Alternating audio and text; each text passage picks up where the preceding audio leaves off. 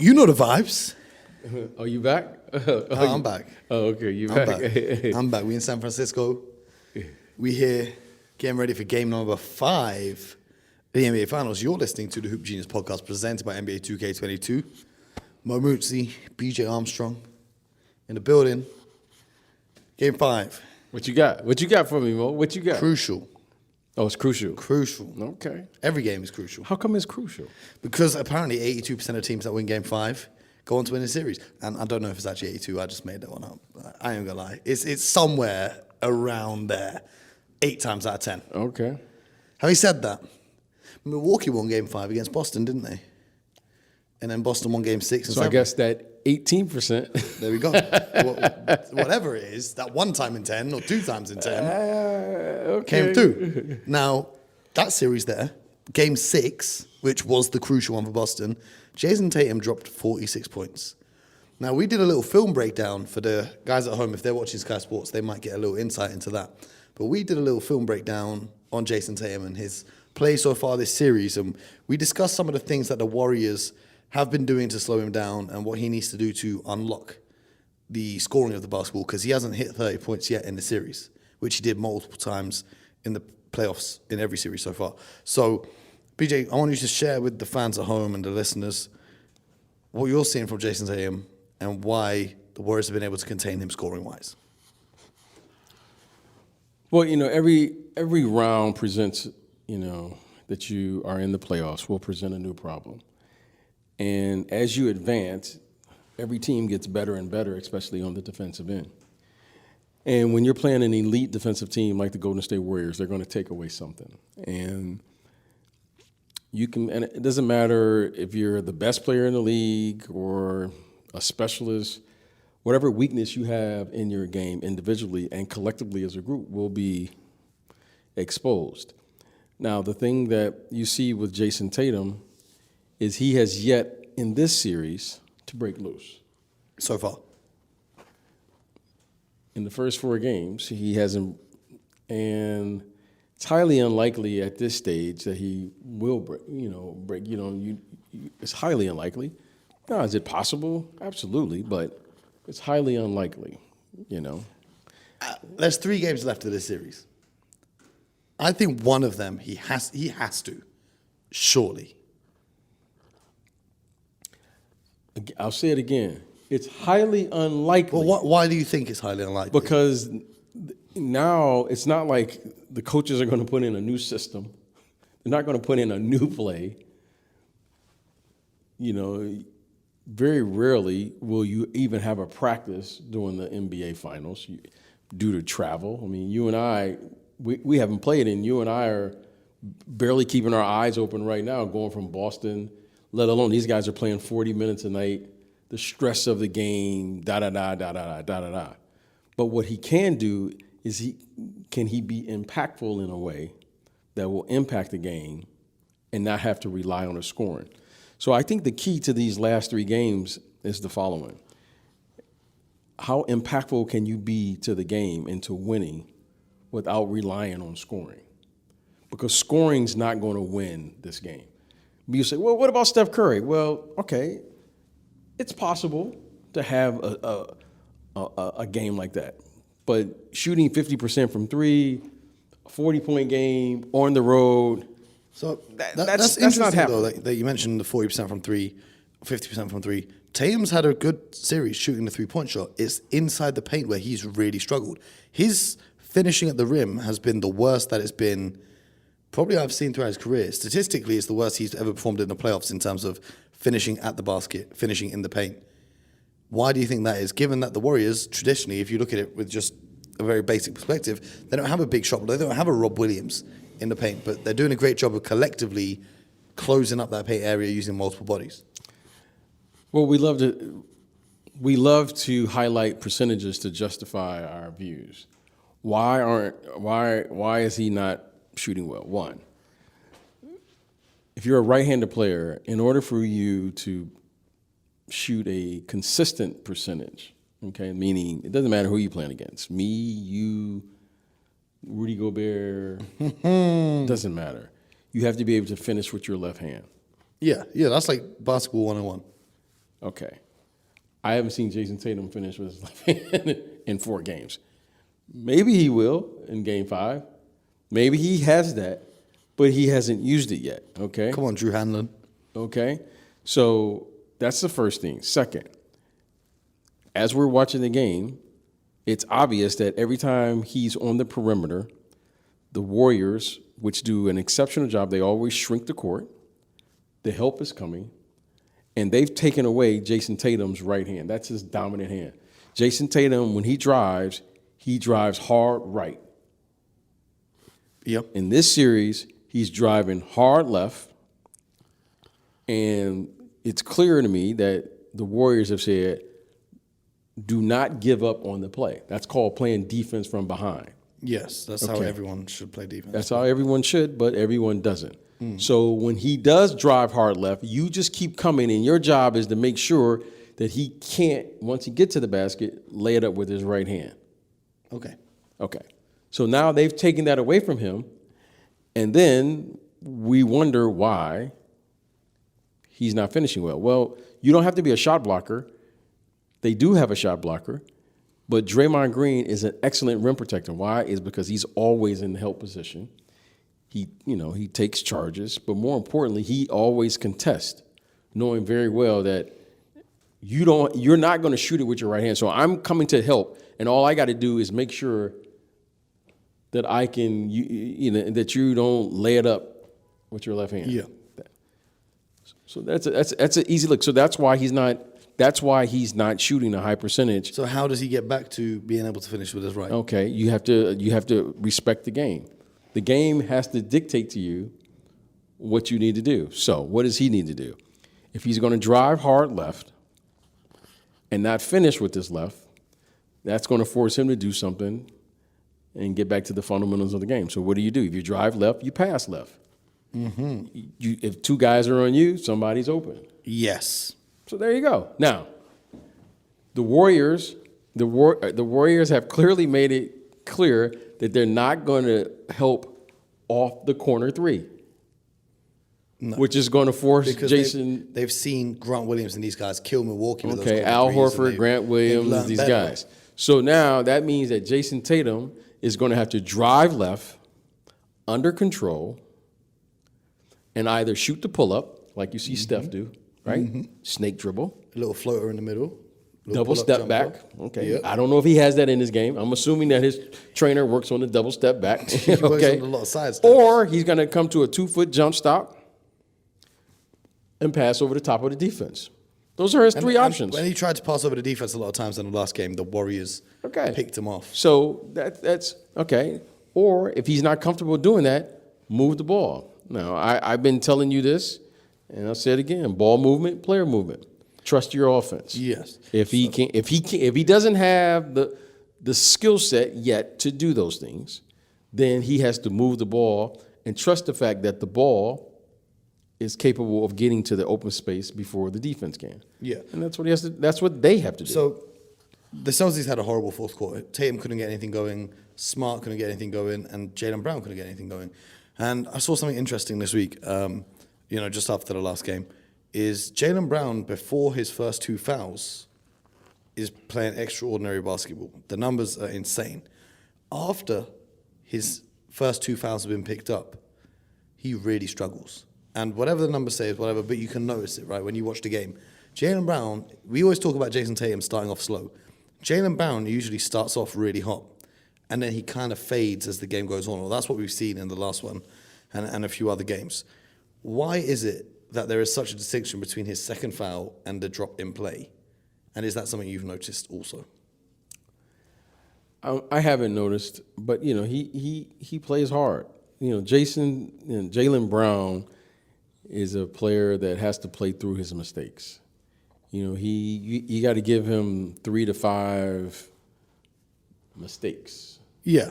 During the game. With the fouls, is it a case of his rhythm is being interrupted because if you commit 2 fouls early, they kind of pull him from the game, and then his rhythm's thrown off when he comes back in?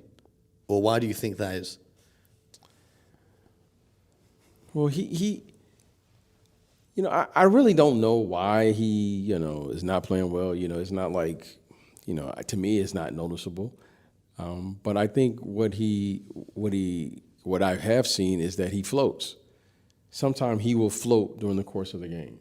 Explain what you mean by float. Float means, he may go 3 or 4 or 5 minutes without touching the ball on the offensive end, and then he has to. Then he will manufacture things. The biggest thing with the Celtics is the following: when you're a lead guard, right? I was a lead guard.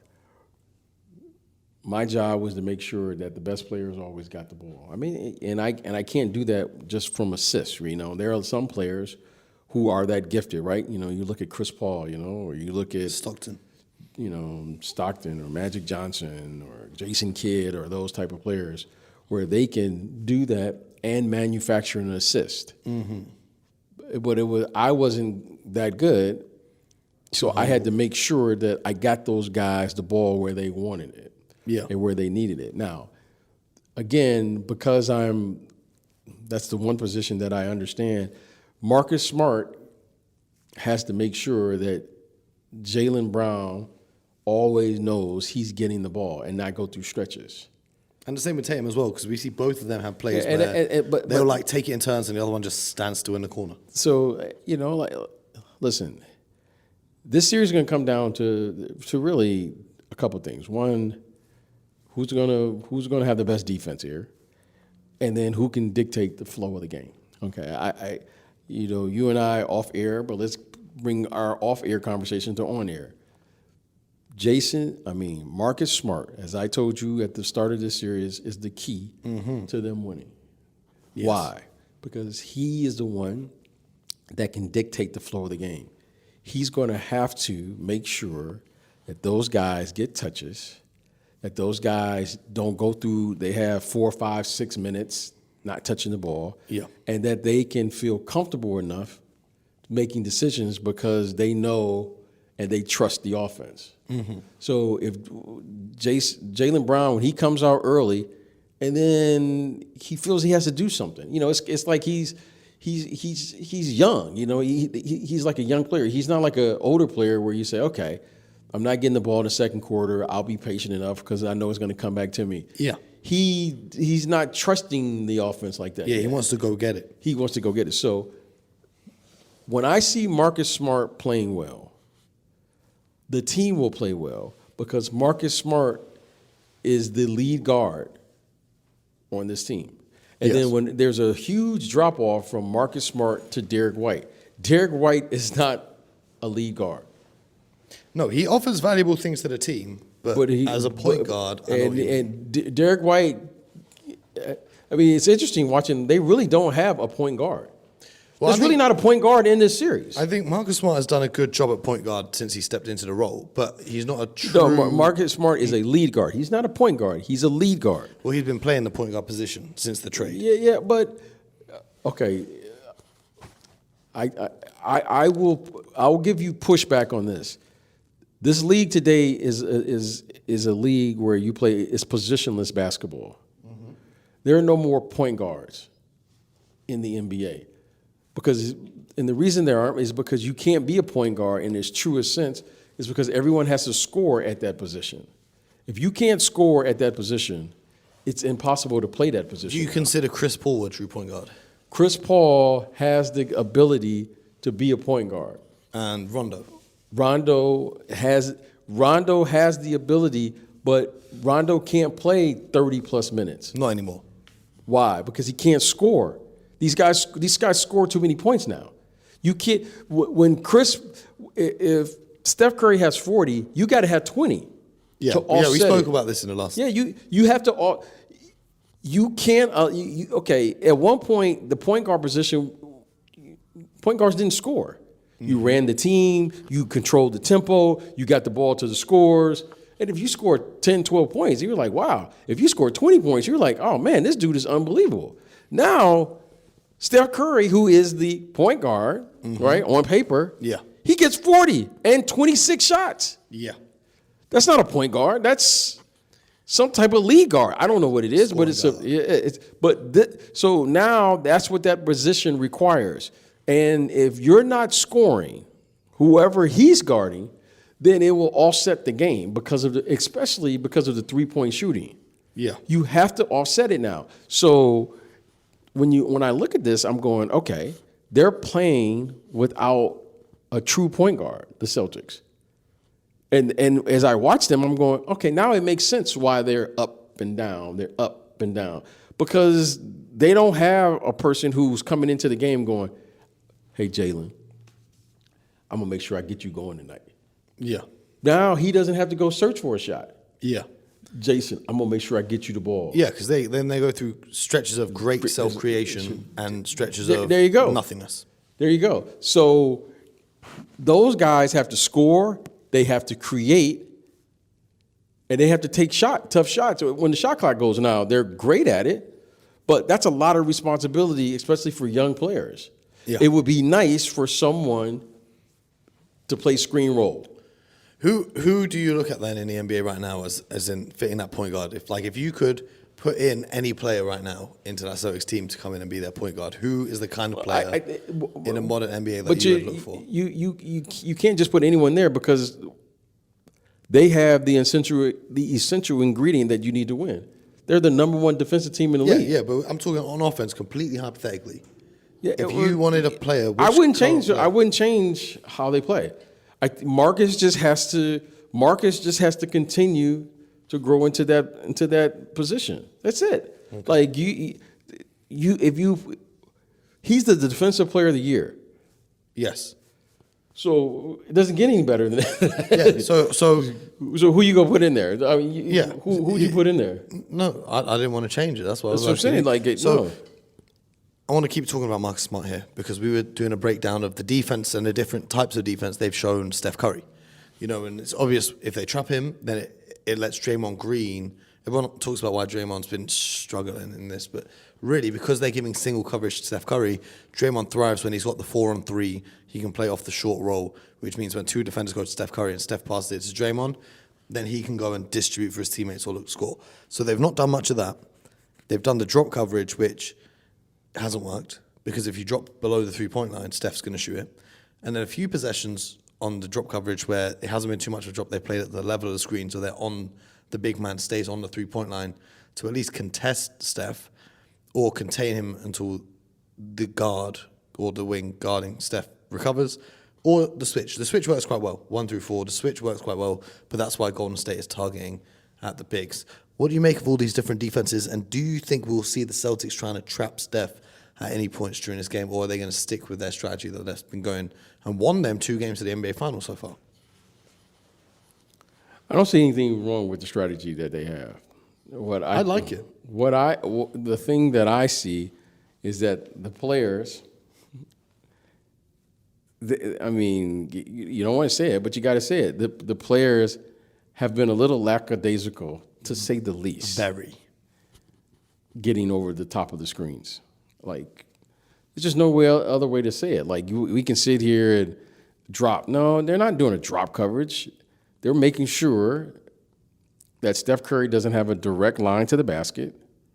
They're there to support.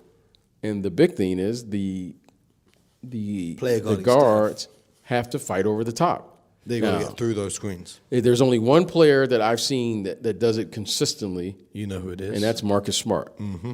Derek White, Jaylen Brown, Jayson Tatum, they have to be attentive to details. Here's a detail.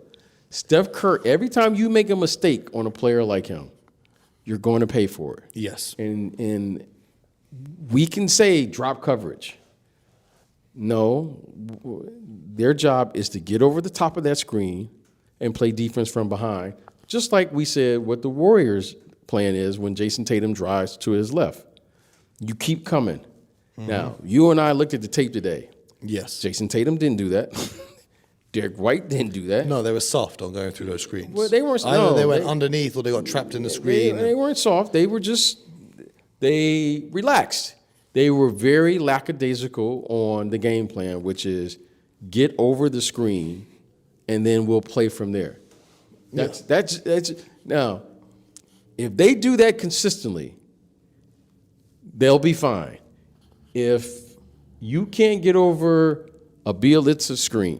if you they've taken away Draymond, so Draymond's not screening up there. Yeah, Why? Because Marcus Smart. Because Marcus Smart is on him, and he'll switch onto. So if Steph. you can't figure out how to get over a loony screen, they're going to use whoever is Otto Porter, whoever. They're going to use whoever Al Horford or. It doesn't matter who it doesn't matter. I don't care if it's you out there.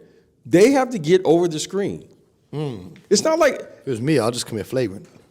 It's not like Steph Curry is going to drive to the basket consistently. This isn't like Kyrie Irving. So what are you talking? Like it's like these are just non-negotiable things. Gentlemen, we're playing against Steph Curry. What does he do? Shoots. Okay. Your job is to get over the screen. Yeah. If you get over the screen and he makes that, we'll live with that. When you go under the screen and you lay on the screen and you're not here when he passes in and relocates, that's the responsibility of the player. Yeah. Bo, we can pull out the tape. I wish we had it here. You can see clearly they have over half of those screens. They did not do a good job on it. You guys can check. I'll try to put it on the Hoop Genius YouTube channel. You should be able to see it. You can see it for yourself. Or now, check it on Sky Sports. In spite of all of those things we're saying, they still had a chance to win. Yes, and so this begs the question, there's 3 games remaining. Do you think Steph Curry's going to have 3 more performances like that? Because he's going to have 3. The Warriors need there's no to win. What's the choice? What's the other choice? Who else is going to give him that? The other choice is lose the game. Okay, then. Well, he's got to do what he's got to do. When you get to this point, you do what you got to do. How likely do you see that happening? Hey, same likely I saw in Game 4. Steph Curry is capable of shooting 7 of 14 again from 3. Steph Curry is capable of having a 40-point game again. Yeah. It's not like it's not like they got 40 from him, 40 from Steph Curry can get 40 and everybody else can fill in the gaps and they can win the game. He's capable. He's a great player.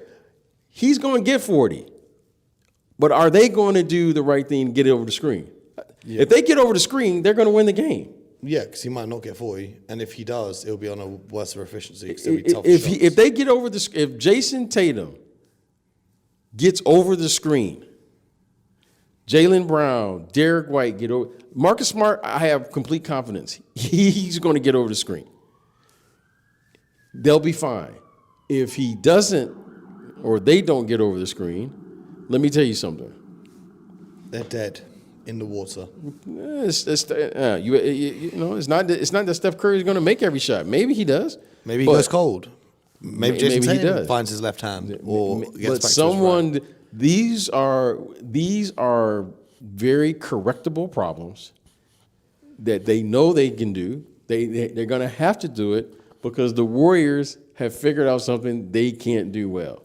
I haven't seen Jayson Tatum yet throw a left-handed hook pass over the top of the defense. I've seen him throw plenty with his right, but with his left, it remains to be seen. Okay, and there you go. There we go. See, I want to ask BJ for a prediction, but we all know he ain't going to Well, I'm not giving you a prediction. I'm going to be Look, I don't know. Who do you think is going to win Game 5? I'm going to assume that they're going to see the same thing that you and I are seeing and correct it. I'm going to assume that. So you're going to assume. I told you at the beginning of the series. Who did I tell you at the beginning of the series? You said the Boston Celtics. There you go then. So you think the Boston Celtics will win Game 5? I told you who I thought was going to win the series. I just want an answer. But right now, I told you at the beginning of the series who I thought was going to win. All of these Game 4, Game 5 doesn't really matter to me. This Game 5, who do you think is going to win? The Boston Celtics. There we go. Who did I think is going to win Game 6? The Boston Celtics. Who do I think is going to win Game 7? I think the Celtics are going to win the series. I hope. I pray. Now, why do I think they're going to win? I just think they're the best team, and they have the most versatility to make all of the changes. However, it will be obvious to me and all the other people watching the game, are they going to actually do it? And stop turning the ball over. Yeah, well, I'm going to let you worry about that. If they're getting stops, I'm okay with that because they're going to turn it over. They've been doing that all year. They're not going to stop today or tomorrow. they've had games in the playoffs. Any game they've had less than 16 turnovers, they've won. They And had any- less than 16 last They game. have 15. Okay, so that's what I'm saying. So any game less than 15. all that was the first that doesn't one. matter. What matters is can they could have won that game by just Getting stops. just fighting over the screen. Yeah. Or, maybe Tatum or Brown or Smart hitting a shot in the final 3 minutes of the game. No, that would have been great too. Missing shots. Here's the thing about it's so hard for me to sit here and say missing shots. Okay. If you live by the jump shot, there's also a chance you might miss those shots. Yes. Okay. Steph Curry is going to make some of them. He's going to miss some of them. Yes. Okay. And when he makes them, yay. And when he misses them, we just didn't have it tonight. Under no circumstances am I going to be in the NBA Finals and I forget that I'm guarding Steph Curry and go under a screen. Yeah. You don't deserve to win. No. I don't get. If I do everything right and Mo makes the shot, you know what I do? Good shot, Mo. Yeah. If I go under the screen and you make the shot, I deserve to lose the game. Yes. So the question becomes the following. Are the Boston Celtics going to abide by the rules of the game and do what's necessary to win the game? I mean, be attention to detail, be attentive, and more importantly, play together as a group. Because the Warriors, when Bielitsa's in the game, they all do what, Mo? Force Tatum to his left. When Steph Curry or Jordan Poole is guarding Jayson Tatum, Mo, what do? They're sending him left. So that's where the help's coming called from. that's called being attentive. That's called going to the abiding as by a the unit. Now, if Jayson Tatum make a shot going to his left, Well done. what's Steve Kerr gonna say? Hey guys, Great defense, better offense. now I can live with that. You hear it. But when you see what I saw on that tape, Yep. So- I hope everyone watching this is watching the game on Sky so they Yeah, can see the so- tape. so- and if there's not enough time in the Sky show, it will be on the YouTube and then, because it was a now, great little breakdown. What you want me to say? You deserve to win because you got to play a hero ball and make a lucky shot in the fourth quarter? Mo, that's not how this works. No. When you do one, as they always say, one good pass begets another. So if you do things right in the first quarter, you might do something right in the second quarter, and it might go to the third quarter. But if you're not doing it right in the first quarter, you're not going to do it right in the second quarter, and then you got to make these tough shots because you're down. But that all started in the first quarter. So all I'm asking in the first 5 minutes, let me see if you're willing to do what every player must bring to the game: effort and energy. Yes. And if the Celtics bring that, Yeah. I have no doubt because they have more options. Yeah. But if they don't do that, Mo, I'm going to be watching you up there screaming. I'm going to be watching the fans going crazy. you and guys then don't wanna see all me I'm going to watching say the is, game. okay, they got another game to try to figure it out. Now, I want to see them come out and put the lid on the basket. no, I don't care how much they score. Just come out there and don't let all the I want to Warriors see them do is force the Warriors to do everything right. That's championship caliber basketball. Now, here's the thing no one's talk about. You know, I listen to the shows and the pundits and everything.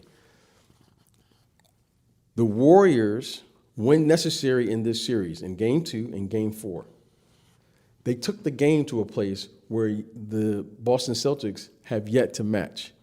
They played at a championship caliber level. Yeah. Okay, Game 2, Must win for Golden State because they were down 1-0 at home. they took the game there and they won. Yeah, they just Game 4, to me, Game 4 was the game where a championship caliber team is saying, you know what, I got a chance now to wrap this thing up. Yeah. That's what a champion does. Taking that 3-1 lead. Then That's we what go a to your house. that's what a champion. There's blood in the water, and you go there and you say, you know what? I got to do what a champion does. That means I got to touch every line. I got to box out. We're going to be on every loose ball. I got to value the get through every possessions screen. of the ball. I got to make sure that we have less than 10 turnovers. If I'm the point guard, I'm going to try to have a game where I don't have, because I have to get a shot up. I'm not saying we're going to make the shot, but Yeah. at least you get up a shot. I'm going to make sure that we are sharp. Now, Mo, that's what the Warriors did. Yep. The Warriors were sharp. They moved the ball. They got the ball to their best player, and they said, we're going to live with our best player or we're going to lose with our best player. We got a defensive plan. We're going to live by our game plan, and we all believe that this game plan will work if we can execute it. They did that. That's what a champion does. Now, I would hope that the Boston Celtics would learn that lesson, Mo, and play at a championship level. You understand? Not the playoffs, but a championship level. Because that's the type of effort it's going to take for them to win this series. Yes. And do you know what else is on a championship level? The Hoop Genius Podcast. That's right. Well, I was going to say the listeners of the Hoop Genius Podcast. And, of course, the real people. champions. The real champions out here. We appreciate all of you guys. Game 5 is going to be a big one. I can't wait. I'm stressed. What are you stressed about? What are you stressed? About doing this podcast tomorrow if the Celtics lose. What are you stressed about? You should be stressed if you see your guys land on screens. Exactly. You should be stressed if your guys are going under screens. Exactly. You should be stressed if they're having unforced turnovers in Game 5. That's why I'm stressed. Because that's what is going to happen. But anyway, what else is going to happen is the people listening to this are going to hit subscribe, follow, leave us 5 stars on Spotify, leave a nice review on the Apple Podcast. If they're watching on YouTube, subscribe, comment, and like, and all of that. And the most important thing they're going to do until tomorrow's episode is get buckets.